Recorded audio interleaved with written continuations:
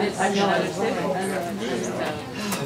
it winter? Is it spring? Is it summer? Yes. 29 degrees in Bernie.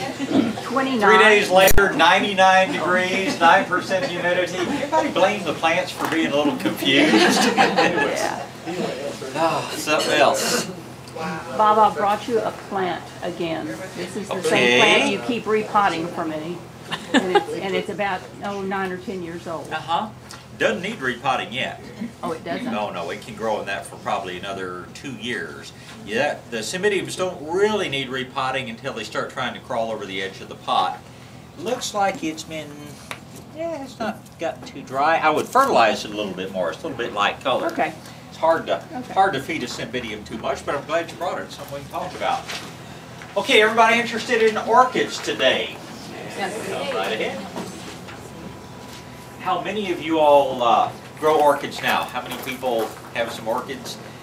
You all have been successfully bitten. You have discovered what an addiction orchids are. Yes. I started in the 8th grade as a science fair project, and boy, you just, as you've discovered, you can't get away from it once you get started. Orchids are just, they're such fascinating plants to grow.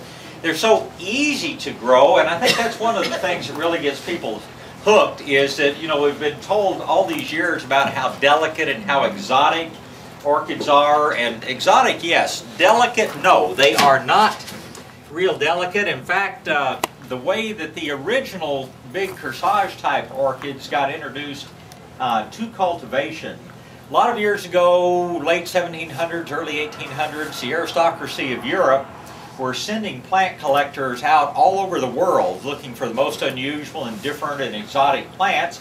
You couldn't just put them on a 747 and send them home. They had to spend a lot of time on shipboard getting back, and consequently some of the more delicate begonias and things like that would be wrapped up in the tougher leaves of other plants that they got out of the jungles. Well, in one particular case, the packing material got discarded under a greenhouse bench. The packing material decided to bloom a few weeks or months later, and lo and behold, turned out to be an orchid and a whole lot more exotic than the things that had been used to wrap. And orchids have just gotten more and more popular over the many years since that time. Orchids are the largest family of flowering plants. There are more different kinds of orchids than there are any other flowering plant in the world.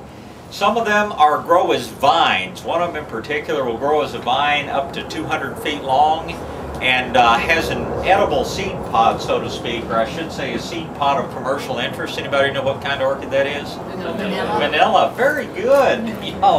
Do your homework. Vanilla beans are, of course, the seed pods of an orchid.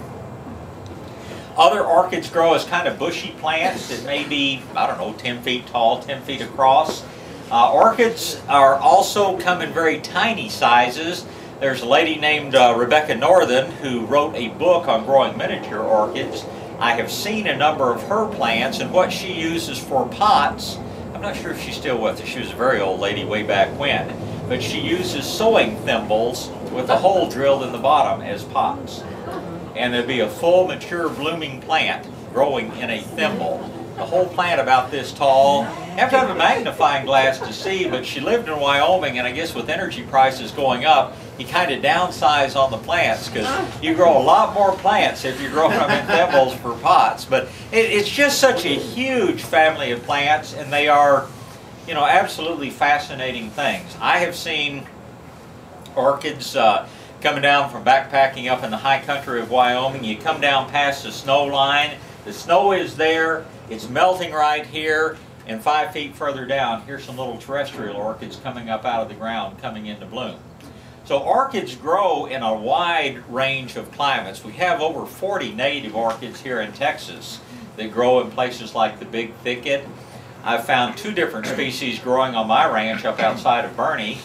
And it's such a huge family of plants. Some of them grow up in trees, some of them grow down in the, growing in the soil.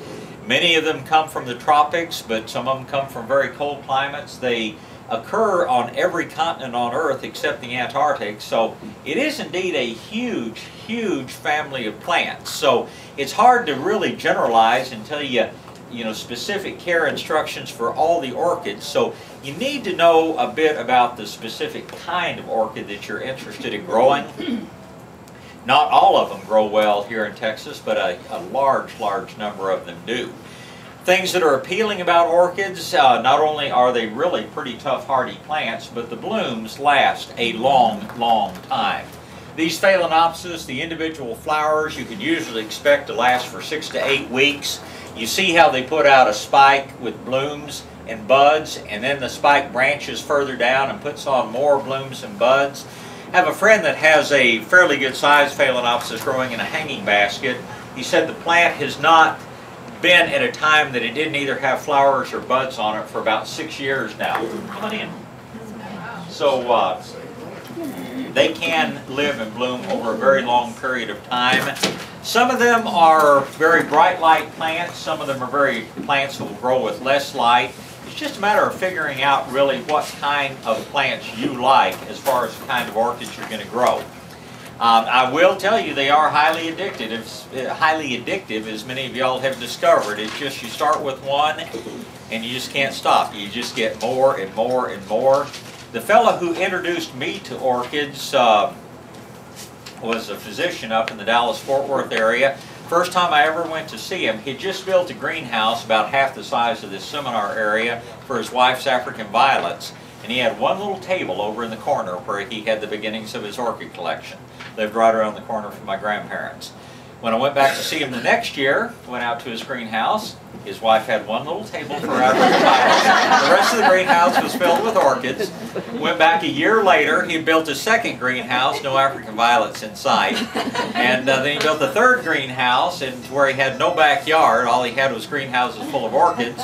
Then he moved because his lot wasn't big enough and he needed a bigger lot so he could build more greenhouses. I'm just warning you, if you get started with orchids, you're very definitely going to get hooked on them, but they are a tremendous amount of fun.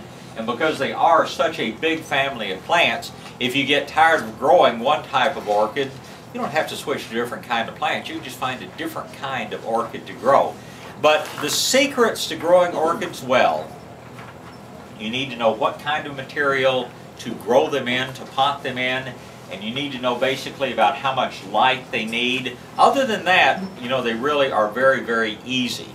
Now, orchids we can divide as far as their habits of growth, come on in, into two general categories. The majority of the orchids that we grow as houseplants and things are what are properly called epiphytes. In nature, they grow up clinging to the bark of trees. In some cases, they grow clinging to rocks. They call those lithophytes. But they're up out of the ground. And I might just use this example that you brought in as an example. This is a little bit easier to see what the root system of an orchid looks like. And in nature, this plant would be just clinging to the bark of a tree somewhere. This is little Phalaenopsis. Probably its original ancestors came from Borneo or Sumatra, the Philippines, somewhere down there. But in nature, these plants grow up clinging to the bark of trees. And they have these big spongy roots. This white material on them is called velamen. When it rains, this absorbs a bunch of moisture and holds it for a little while and then dries out. The important thing about growing epiphytic orchids is to remember that their roots are normally up in the air. And so when we pot them, we have to put them in a potting medium which is very open, which has a lot of air, a lot of oxygen in the potting medium.